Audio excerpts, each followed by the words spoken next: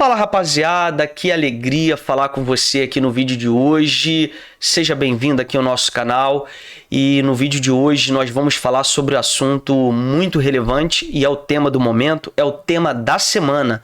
Nós vamos abordar aqui sobre a redução das populações indígenas no Brasil. Essa semana foi a semana do Dia do Índio, né? A gente sabe que falar de cultura indígena não se resume apenas à oca, aos artefatos do arco e da flecha. Às vezes a gente pensa que índio é apenas arco, flecha e roca, né, gente? Quando na realidade há uma complexidade muito grande desses povos e dessa cultura e que são os primeiros habitantes, os povos originários aqui da nossa América, e às vezes a gente não valoriza esses povos e principalmente pela nossa ignorância sobre essas populações. A gente vai abordar um pouquinho esse tema aqui, lembrando você que você é um convidado a se inscrever aqui no nosso canal, me seguir no Instagram, muito importante aí para o nosso trabalho, galera.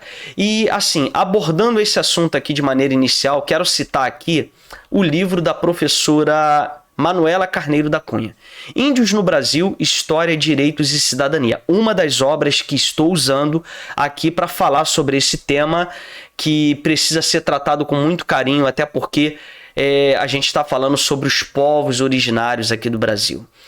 Gente, vamos aqui direto para o tema. Primeira coisa que a gente precisa ressaltar: o conflito entre o antigo e o novo mundo, entre os europeus e esses povos que vivem aqui na América, vai ter uma repercussão terrível para essa população, porque na realidade essa população será dizimada, muitas tribos vão desaparecer da face da terra, conforme diz aqui a professora Manuela, ela aborda aqui também. Então, assim, esse encontro que ela usa, esse termo aqui, o encontro dessas sociedades, sim, vai ter um efeito trágico para essas populações aqui. Evidentemente que esse europeu ele vai ter os seus pretextos, né, os seus interesses, e que vai contribuir para a redução dessa população. Uma citação que a professora vai falar que esse morticídio, melhor dizendo, ou essa mortalidade, nunca visto, foi fruto de um processo complexo cujos agentes foram homens e micro-organismos, mas cujos motores últimos poderiam ser reduzidos a dois: ganância e ambição. Ganância e ambição é algo tão antigo, né, gente? Não é algo novo, já estava ali com os europeus, já estava no mundo antigo, é algo muito antigo na nossa sociedade. Só que eu acho interessante a ressalva que ela faz: homens e micro-organismos, até porque o europeu ele vai trazer também esses micro-organismos aqui para a América, e essas populações não têm uma imunidade, não têm um preparo para lidar com esses micro-organismos. Esses seres biológicos ali invisíveis vão contribuir aí para a morte de milhares e milhares de indígenas desses povos originários que não vão ter como, né? Não vão ter como vencer esses micro-organismos. Então, assim, são homens e micro-organismos, junto com ganância e ambição, que vão aí ajudar, né, para reduzir essas populações aqui. Outro fator a considerar, que motivos mesquinhos e não uma deliberação política de extermínio conseguiram esse resultado, gente, espantoso, de reduzir uma população que estava na casa 2 milhões em 1500 aos pouco mais de 800 mil índios que hoje habitam o Brasil. O censo de 2010 apontava aí para em torno de 890 mil, aproximadamente, mais ou menos esse número aí, 890, 895 mil. Veja bem, o censo de 2010 apontava já para esse número de pessoas declaradas indígenas. Agora veja, as estimativas é que no início do processo de colonização você tinha entre 2 a 4 milhões de povos aqui originários que viviam aqui na região apenas que hoje é o Brasil. Se a gente falar de América no total, era muito mais. Isso são estimativas ali que a gente tem. Entre 2, 4 milhões, alguns falam de 3 milhões, enfim.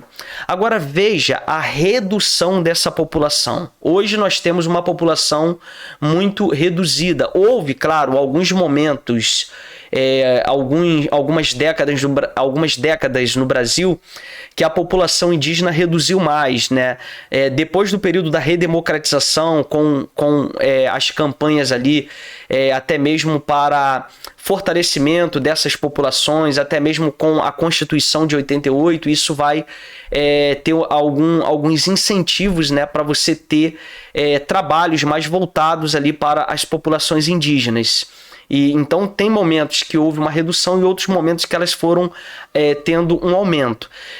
A gente ainda não tem um dado mais atualizado sobre essas populações, mas fato é, a redução foi muito grande. De um número muito elevado no período do início da colonização, você agora tem um número aí muito reduzido. Outro fator a ser considerado, que a professora Manuela vai dizer, não apenas os micro-organismos foram responsáveis, né, por essa catástrofe demográfica aqui na América, até porque, né, gente, talvez se fossem só micro-organismos, não sei, talvez a gente não teria essa redução tão grande. Na verdade, foram os micro-organismos junto com esses colonizadores também aí que contribuíram para esse processo. E um ponto que a gente precisa ressaltar, que eu coloquei esse subtítulo aqui, o mais trágico efeito aos indígenas. E esse trágico efeito foi o aumento da guerra indígena provocada pela sede de escravos, porque com a presença desses colonizadores aqui na América, você vai ter um aumento dessas guerras, até porque já há tribos que elas são inimigas entre elas. Com a presença do europeu, eles vão fazer aliança com tribos, né, que são inimigas daquelas que eles querem se sobrepor.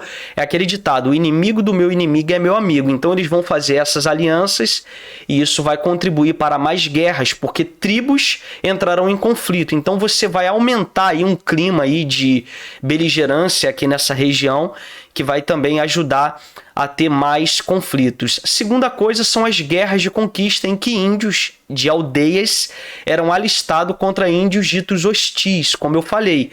Esses índios serão alistados, então você vai aumentar aí esse clima, né? Esse clima complicado que a gente vai ver aqui. E tudo isso também com o processo de escravização desses indígenas. Esses europeus, eles vão escravizar algumas tribos, alguns povos. Isso vai aumentar os conflitos. Eles vão trazer, evidentemente, junto com esses interesses econômicos, pretextos também religiosos, vão unir tudo isso e vão aí criar uma salada aí de alguma maneira, para intensificar esses conflitos. Número 3 aqui, as grandes fomes que acompanhavam as guerras, até porque essas fomes, elas estão ligadas aqui à fuga para novas regiões, no ponto 4, porque a colonização que inicia na região litorânea, ela vai avançar para outras regiões, mas vai demorar um certo tempo. Então, assim, o que vai acontecer de maneira inicial? Essa região, essas populações que vivem no litoral, elas vão para o interior. E essas fugas, elas vão gerar mortes, fome, uma série de problemas.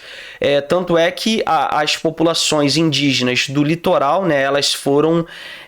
muitas dessas populações, elas tiveram um impacto maior com a colonização e muitos vão migrar para o interior. E por último aqui, a exploração do trabalho indígena. Então, assim, gente, nós temos aqui uma série, né, de situações que contribuíram aí para a redução dessa população. Assunto esse muito importante. Essas populações, elas têm uma riqueza cultural muito grande para o Brasil, uma importância muito grande. Eu espero que esse assunto ele tenha contribuído aí para a nossa compreensão, que você venha analisar, pesquisar mais esse tema e entender a importância vital dessas populações. Então, eu aguardo você até o próximo vídeo. Se inscreve no nosso canal, deixa o seu like aí no nosso vídeo. Um forte abraço.